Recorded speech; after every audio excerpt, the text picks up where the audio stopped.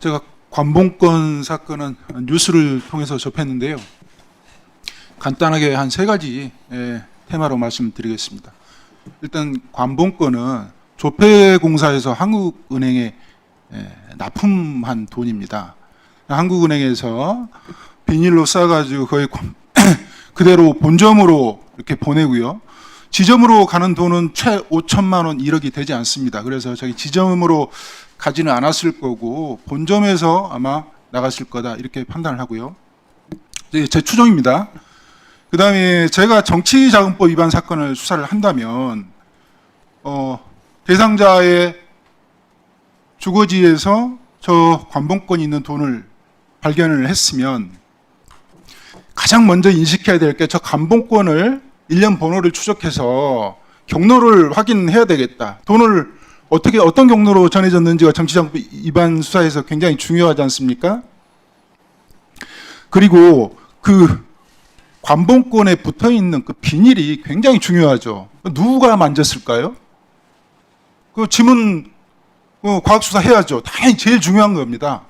그거 그대로 압수를 했을 거고 압수 목록에 어떻게 쓰여져 있겠습니까? 현금 5천만 원 이렇게 쓰여져 있겠습니까? 그렇지 않습니다. 수사하는 사람들은 비닐에 쌓여 있는 그 띠가 붙어 있는 현금 5천만 원 이렇게 압수 목록에 구체적으로 이렇게 압수를 하지요.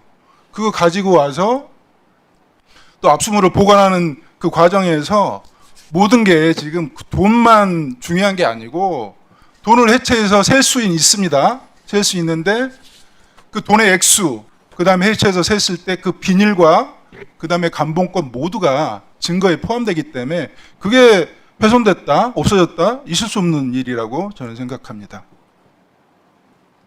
네.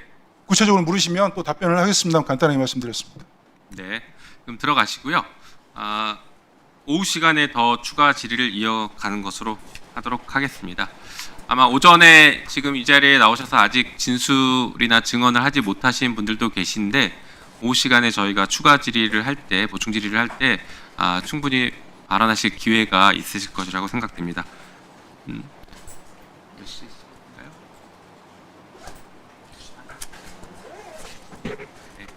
네, 알겠습니다. 잠시 정회했다가 3시에 속개하도록 하겠습니다. 정회를 선포합니다. 조금 더 팩트 체크를 더 해봐야 될 것 같습니다. 지금 남경민 수사관 네. 작성한 문건 4 책임 소재 이 부분에 보면 이런 문구가 있어요. 계속 누구의 책임인지 추궁한다면 관봉권을 전달했던 계장의 지시 부재를 언급할 계획임. 언급할 계획임. 이게 중요합니다. 보고 문건 같은데요, 이건? 다 공개될 거예요. 아마. 무슨 말씀인지 알겠어요? 보고 문건 같다고요. 자기 스스로 나중에 참고해야지 하고 만든 문건이 아니라 보고 문건 같아요. 누군가한테 보고하려는. 그렇게 읽힌다는 얘기를 하는 겁니다. 답변하십시오. 보고 문건 아니에요? 아닙니다. 아무도 보고하지 않았어요? 네. 네. 조사하면 다 나올 수 있습니다. 자, 그리고 압수물 사무규칙 4조에 따라서 현금 개수해야 된다. 이 입장을 계속 유지하고 계세요. 그렇죠. 그런데 압수 목록에 뭐라고 기재되어 있는지가 기억나세요? 네. 뭐라고 기재되어 있어요? 현금 괄호 열고 5만 원권 3,300매 괄호 닫고 괄호 열고 전송배 괄호 닫고 이렇게 네. 되어 있습니다. 네. 백혜룡 화곡지구대장님 잠시 발언대로 나와 주십시오. 그 압수수색 목록을 저희가 지금 자료 요구했기 때문에 제출받으면 다 드러납니다. 자, 방금 얘기 들으셨던 것처럼 아까 지구대장님 말씀하셨을 때에는 압수 목록에 그렇게 작성하지 않는다라고 하셨습니다. 그렇죠? 네, 그럼 예, 한번 그거 설명 좀 해주십시오. 압수 장소가 권성배 씨 주거지인가요? 주거지로 알고 을신처라고 합니다. 네. 네. 현장에서 압수를 행하기 때문에 그 현장에서 비닐을 뜯어내고 관봉을 뜯어내고 그 5만 원권을 개수기로 세지 않았으면 그렇게 압수 목록이 작성될 수가 없죠. 만약에 그렇게 기재가 돼 있다면 압수조서와 압수 목록은 다시 작성된 겁니다. 그렇게 볼 수밖에 없어요. 있을 수 없는 수사 과정에서 아니 여기 앉아 있는 검사들이 수사하는 사람들인가요? 기가 막힌 일입니다. 이런 얘기를 어떻게 여기서 할 수가 있죠? 자, 압수 담당자는 기계적으로 압수를 하는 거예요. 이 사람들은 전문가입니다. 근데 압수 목록하고 현금하고 이렇게 기재돼 있으면 반드시 개수를 하죠. 근데 압수 목록에 비닐이 있고 관봉이 있고 그러면 이 사람들은 반드시 되묻습니다. 그게 기계적으로 묻는 거예요. 이 사람들의 업무예요. 이걸 안 물었으면 이 사람들은 증거인멸하는 겁니다. 검사들 어떻게 합니까? 우리 국민들 휴대폰 잃어버려도 증거인멸죄로 구속시키죠.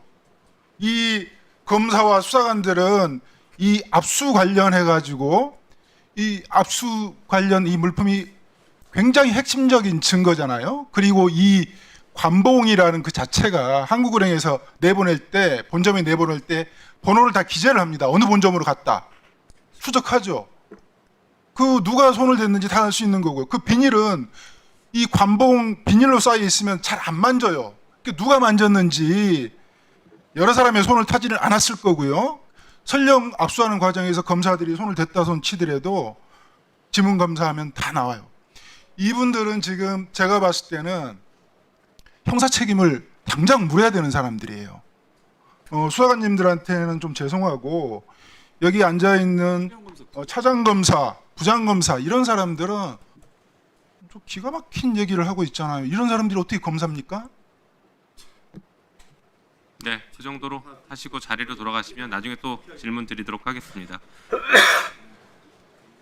검찰 압수물 사무규칙 보면은 주의 의무에 제3조 주의 의무에 이렇게 돼 있어요. 압수물이 멸실, 훼손, 변질되지 않게 멸실, 훼손, 변질되지 않게 관리하라고 하고 있습니다. 변질시킨 거잖아요. 그렇죠? 답을 듣는 게 아닙니다. 지금 질타 중인 겁니다. 그리고 형사소송법 131조에도 압수물에 대해서는 그 상실 또는 파손 등의 방지를 위하여 상당한 조치를 하여야 한다 이렇게 되어 있습니다. 그런데 일반적인 현금이면 얼마인지 세어봐야겠죠. 그건 이해가 돼요. 그런데 이거는 관봉띠로 묶고 비닐로 싼 그거 자체가 증거잖아요. 그 모양 자체가 증거란 말이에요. 그 안에 5만 원짜리가 들었는지 만 원짜리가 들었는지가 증거가 아니라 그것 자체가 일단 첫 번째 증거라고요. 그리고 그 증거를 훼손시켜도 될 만한 상황에서 남들이 다 보는 공개된 장소에서 공정하게 훼손을 시킨 다음에 얼마 들었는지 그때 확인하는 것이죠. 그런데 그냥 개수기 돌렸다. 우리는 규정대로 한 것이다. 이 말을 어느 국민이 믿겠습니까? 서영교 위원님께서 간략하게 질답하시는 것으로 마무리하도록 하겠습니다. 서영교 위원님 간략하게 질답해 주시고 마무리해 주시기 바랍니다. 백혜룡 경장님 네. 오래 기다리셨습니다. 오늘 나오신 증인 여러분들과 또 참고인 여러분 오랫동안 함께해 주셔서 죄송하면서도 감사합니다. 저희가 좀 더 나은 세상을 만들기 위해서 이런 일들을 하고 있다는 말씀 드리고요. 검찰의 검사도 좋은 검사들 많이 있죠. 물론입니다. 예. 많이 있습니다. 꼭 저희들 좋은 검사분들 일선에서 애쓰고 노력하시면서 경찰들이 수사하고 또 검찰이 기소해 가면서 또 필요한 거 서로 보완하면서 하는 수많은 검사들과 경찰들이 또 같이 하고 있는 상황이죠. 네, 그렇습니다. 예. 경찰도 다 잘하진 않습니다. 경찰에 대한 걱정도 많이 있는 건 사실입니다. 그런데 지금 검찰이 권력을 가지고 그리고 그 권력을 남용해 가면서 새롭게 조작하고 은폐하면서 지금 아까 조성은 우리 참고인 말한 것처럼 또 다른 세상을 자기네 마음대로 만들려고 하는 게 문제다 이렇게 말씀드리면서 백희룡 경장님이 그동안 애쓰신 거에 대해서 감사드리면서요. 그런데 오늘 하나 여쭤보고 싶은 거는 246만 명이 투약 가능한 2,200억 원어치를 수사해서 압수했다 이런 거죠? 네, 그렇습니다. 상조도 부족한데 왜 수사에서 손을 떼게 한 거죠? 이게 지금 정권 핵심부로 가는 수사 초기 단계였거든요. 그러니까 수사 초기 단계에서 마약 게이트 수사 초기 단계에서 제가 외압을 당했고 모든 권력기관 대통령실 합세해서 저를 핍박하고 그다음에 고발 사주 얘기 손준성 검사 고발 사주 했지만 저도 고발 사주 당해서 모해 무고로 감찰 조사 받고 그걸 근거로 해서 수사권 박탈당해서 쫓겨났지만 제가 수사 초기 단계에서 쫓겨났기 때문에 저를 제 자리로 수사 초기 단계 그 자리로 돌려달라 이렇게 국민의 대표이신 국회의원 여러분께 간청을 드립니다. 예. 246만 명이 투약 가능한 2,200억 원어치를 압수했다는 것은 246만 명을 구했다는 소리입니다.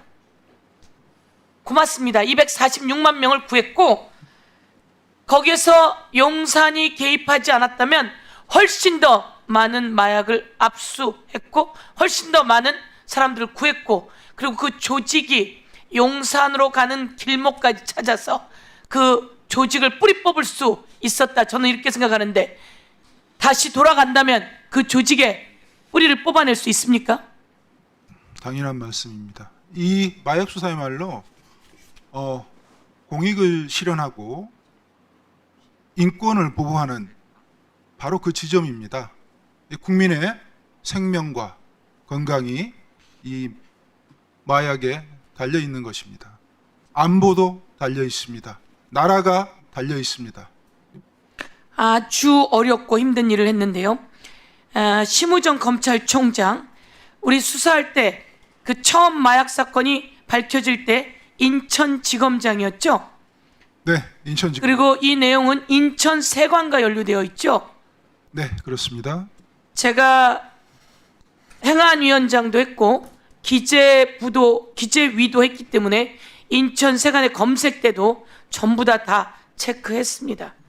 그런데 이 검색대를 제대로 통과하지 않고 마약을 온몸에 칭칭 감아서 들어오는 마약쟁이들, 이 마약쟁이들을 인천지검이 적발했는데도 불구하고 다시 출국시켰던 거 아닙니까?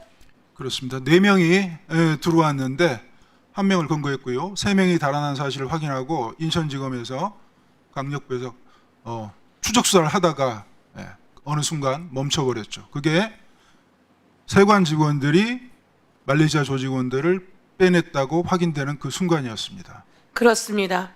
세관 조직원과 말레이시아 조직원들이 어떻게 연결되어 있는지, 말레이시아의 또 공항에 한국으로 들어오려던 100kg이 또 남아 있었습니까?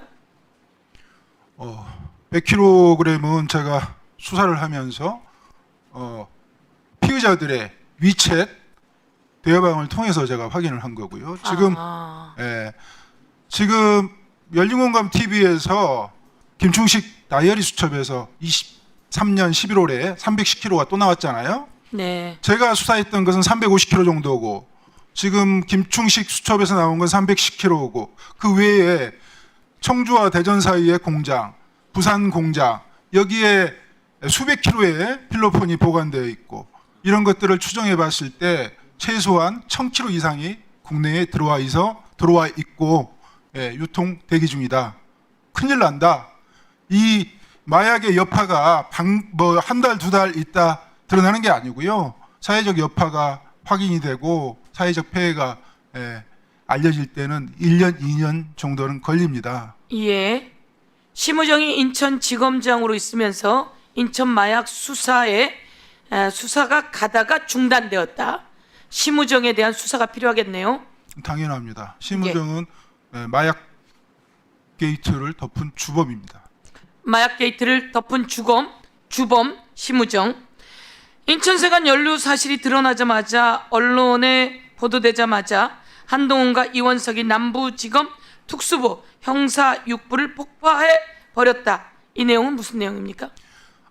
방금 한 심우정 관련 얘기는 저희가 백혜령 수사팀이 수사하기 전에 6개월 전 얘기입니다. 이건 제가 처음에는 몰랐죠. 백혜령 수사팀이 수사를 했던 것은 청주와 대전 사이에 공장에서 75kg가 올라왔고 그걸 수사하다가 나무도마 수사까지 겸해서 했는데 그때 유통된 양이 130kg 좀 넘었거든요. 근데 축소해서 얘기를 한 거죠. 국민들이 너무 놀랄까봐 이런 일이 대한민국 국내에 있었던 적이 없어서 너무 놀랄까봐 축소해서 브리핑을 한 것이죠.